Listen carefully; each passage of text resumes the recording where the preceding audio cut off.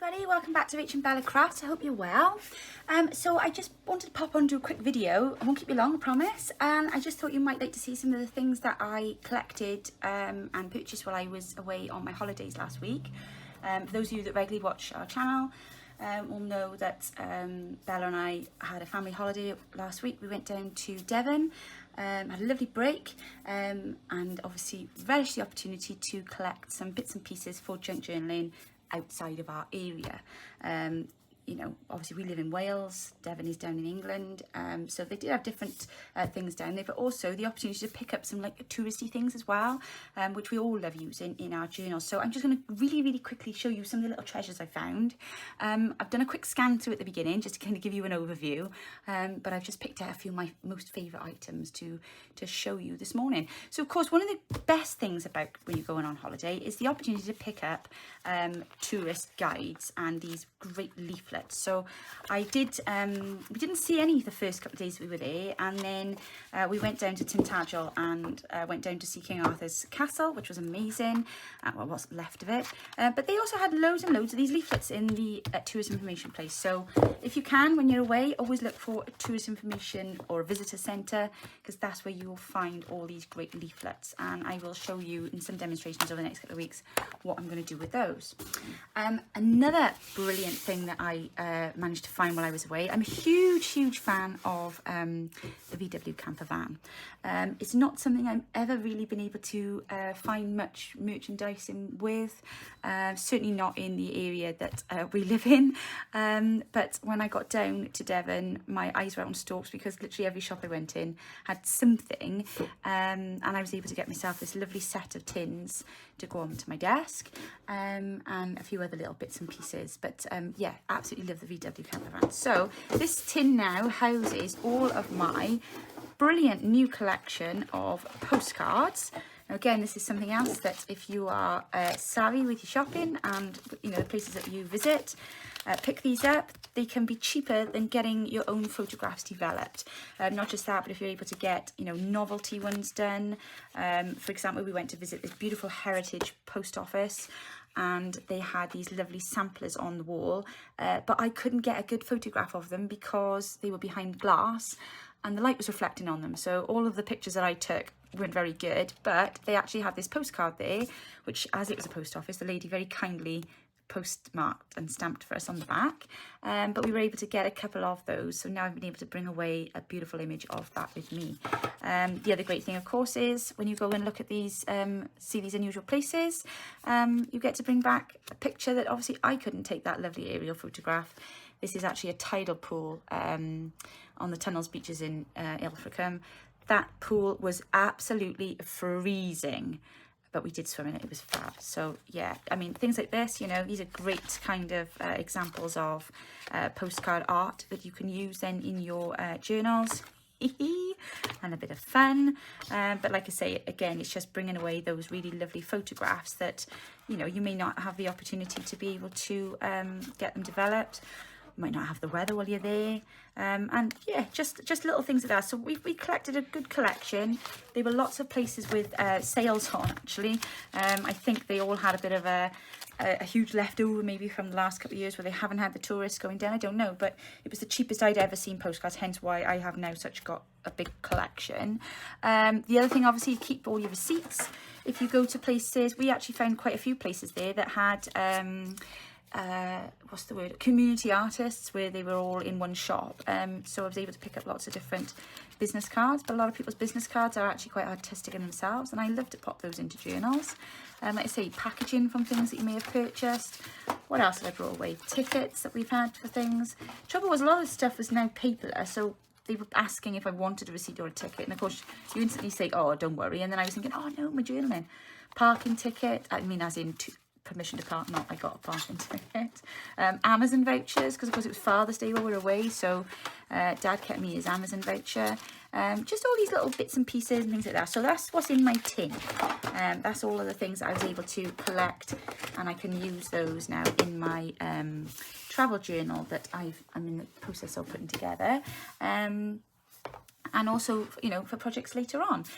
So what else did I stumble across? Well, on the last day that we were there, I was very fortunate to find a antique shop.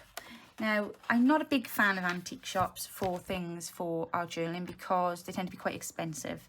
But I was just drawn into this one shop and it was an absolute tip. And then both my sons were appalled. I'm like, Mum, this is a real mess in this shop. And I was like, I know, but this is brilliant because if it's messy, then it's not going to be really, really expensive. So I was sifting through at the back in a pile of what looked like rubbish on the floor. And I came across some treasure. First thing that I found were these really beautiful French postcards. They are really lovely examples, quite illuminated. I mean, look at the colours on there. They really are stunning.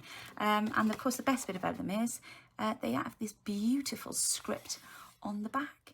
So that's 1920 on the back of that one. I got the impression they were all from the same era and probably the same person. Handwriting was quite similar, but just to have some of that handwriting was just beautiful, and of course it's in French. So yeah, that was the first thing that I purchased from there.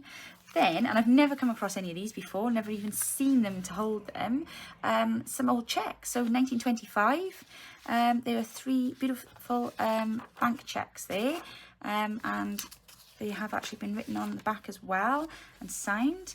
But yeah, so they were gorgeous. I was really pleased to find those. Then was super excited about these. Then came across some bonds and shares. Now again, these are actually French. We've got these wonderful tickets on the back, which actually do have the different numbers on them, and they're just a really lovely example. Now I will be getting these scanned in, and we will get some kits out with these, so you will all be able to print these off and utilise these. They've also got these fantastic numbers on the back. Just really, really lovely documents. So there were quite a few of these in there, and I kind of went out and shoved the file into the guy's face and said, what do you want for all of this? And he was like, oh, well, actually they weren't cheap altogether, but I don't know, I think it was an investment, but they were just wonderful. I've never come across anything like this before in an antique shop, so was super, super excited about that. So that's that. Also went into a secondhand bookshop. This was like the first day that we were there. Again, I always go for the mess in the corner. My boys were wandering around looking at me like, what do we need, Mum? Because everybody was on the hunt for me. I said, oh, let's see if there's any music books there. So they were bringing in all these lovely music books, and I was like, yeah, they're going to be quite expensive. And I went, what's that pile down there, that rubbishy looking pile? So I went and had a rummage and grabbed all of this. Also bought a couple of other books, went to the till, and the guy threw all of this in for free. And he said, oh yeah, you can have all that, that's fine. Because seriously, who else is going to want it except for us junk journalists? So I came away with some really unusual bits of music ephemera there. And like I say, that was literally just from spending in his shop and asking him, how much did he want for them. Also in the antique shop, finally found myself a stamp album. Very excited about this. And it's a really nice example of one too. So the lady that was collecting these, she's obviously been doing it for quite some time, and they are from all around the world. So I was really, really pleased to find that. And there are some that have not yet been stuck in either, so they need to be organised. So yeah, that was my stamp collection. In the secondhand bookshop, so the first one that I went in where I got the music papers from, I actually saw this book. This book was just jumping off the shelf at me. It is the most beautiful thing I've ever come across. And so old. Look at the papers in here. Just lovely, just lovely. Obviously it's been signed in the front, 1924. But the paper, it's just, if I can show you the end, I mean, look at that. That's what I saw first. Isn't it funny, the things that we pick up on? But yeah, so all these beautiful images, all this beautiful script in here. And there's some lovely plates in there as well. Obviously telling a story, but just really, really lovely. And this paper is out of this world. So I was super excited to find that. What else have I got? There were some other books that we came across as well. I'll tell you the story about those another day. This one I bought in a secondhand bookshop on the last day that we were there. And I couldn't leave it there because it is just full of the most stunning images. I mean, for fussy cutting, you've got your vintage art in here. just absolutely lovely. And just so much ephemera, you know, if you wanted to sit and fussy cut, just really, really beautiful images in there. So again, I was super, super pleased to find that. That was £2, I think. And then another book that I came across, this was when we went to Tintagel, and this was actually in the old post office. They had a store at the back, and the day before somebody had brought in a pile of these old books, and they just shoved them outside, mind, on the bookcase and out in the garden, and they were all marked up for £1. And I was like, I don't believe this. So I was kind of looking at my other half saying, we really need to get these books. And he was like, right, okay. So we went in, took them into the lady, because they had just like an honesty box outside, and I said, oh, I'm not putting the money in there, let's go in and let her know that we've bought these books, because they were all marked up for £1. But they are absolutely stunning. You know, when you pick something up in a shop and you really don't want to make a fuss, because you don't want the person to think, oh, well, you know, why are you so kind of like thinking about them? But I just couldn't believe it. I couldn't believe, you know, the condition of them, and just the beautiful script. So 1872 is the date in the front of this book. That's all I can read, because the rest of it is in German. I think it's in that it's prose. It's a poetry book, but it is beautiful, and the script in it is just, oh, divine. So keep your eyes out, because you will be seeing some of this coming to a project very soon. But yeah, super, super pleased with that. That was really lovely. We had a few other books that were in German as well, and there's a couple of other books which I will show you as we go on in time. One of the things I was really excited about, like I say, I showed you at the beginning, you know, the different bits and pieces I brought back, but this tin here, again, I found this on the last day. I was super excited, because not only was I loving the tin, because of course I love anything beachy, but it was full of these gorgeous cards, and that in itself is, it's almost like watercolor paper. But look at the gorgeous images that we've got on here. So again, these would be great. You can put them in your journals, you put them as ephemera, you know, whatever, but they're just lovely, and I love to have greeting cards like that. But these are really lovely, lovely examples. And of course, bonus, got the envelopes as well. But yeah, just absolutely love those. So that was one of my little finds. And then, because we bought so many postcards, my other half said, oh, can't we get a journal now to put them all in? So we did find this lovely journal when we went to visit the castle, and it fascinated me actually because of the catch. I thought that was quite cool. I liked it because the key on the front, but I also very much liked it because it is full of this scrummy paper. So I said, oh, well, you don't want something that's going to be too thick, because obviously we want to get them in. And I kind of looked at it and thought, actually, I could probably gut some of this, take this lovely paper out, and then just fill the gaps like a scrapbook then, and put our postcards in there and our photographs. So I plan to thin out each one like an altered book, really, then, and fill it up like that. So that'll be our lovely journal from our holiday. Let me pop that back in there. Is it going to go all the way through? Yeah. Yes, there we go. So that was that. But typical junk journaling style, or should I say junk journaler style, the one thing that I was most excited about was to come home to this tremendous collection of, let's see if I can catch hold of them, paper bags. Because I have to be honest, when I started junk journaling, I couldn't get hold of any paper bags, and I'll tell you why. Because COVID happened not long after I got into journaling, and I couldn't get any supplies. So if, you know, when you're talking about getting like paper bags, this is not the sort of thing you want to go out and buy. This is the sort of thing that you procure because you've bought something in someone's shop, isn't it? So, you know, to be honest. So yeah, I've come back with a really fantastic collection of paper bags, and I just wanted to kind of give you all a heads up, because I will be using these in projects now over the next couple of weeks. So if you've got paper bags, sift them out, and we will utilise them. If you don't have paper bags, we do have a tutorial showing you how you can make paper bags, and then we'll do some different things with those. So I'm going to be incorporating those into my travel journal as well. My travel journal is put together. I did do a lot of it while I was away.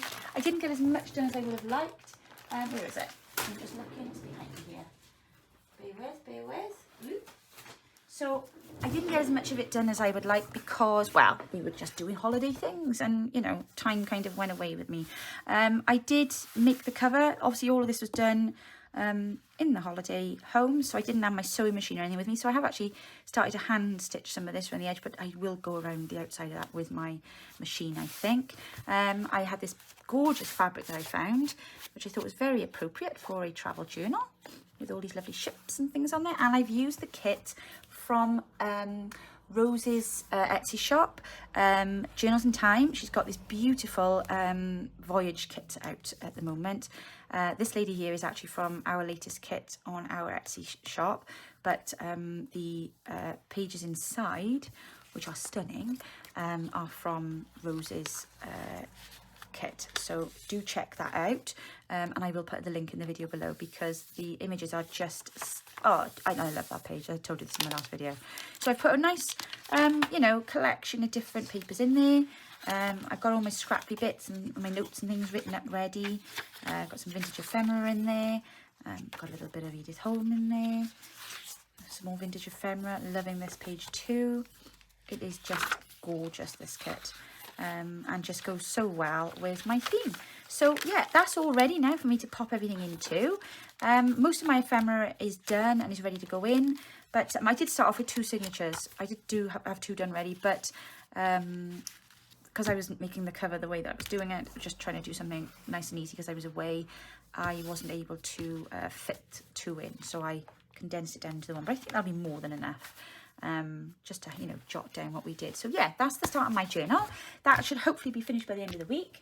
If you've seen, or rather if you haven't seen yesterday's tutorial on the Waterfall journal, make sure you go and check that out, because we did a quick tutorial yesterday showing you how you can use postcards and how you can keep your holiday ephemera in a nice, you know, accessible way, so that everything is still on view and you can look through it. So that was our little waterfall one that I did yesterday, again in that lovely kit by Rose. Now we've got some exciting announcements coming later this week. We've got a brand new collaboration starting on Friday, July the 1st. Don't miss it. You trust me, you won't want to miss it. We've got so much exciting stuff coming. It's going to be absolutely amazing. We've got lots of new creators on board with us this month, some old friends, some new friends, and we'll also be talking about a lot of other friends as well. So I'm not going to go into too much detail. I will tell you about that later in the week, but please come back and join me. So have a fantastic day, and I will catch up with you all very soon. Take care now. Bye.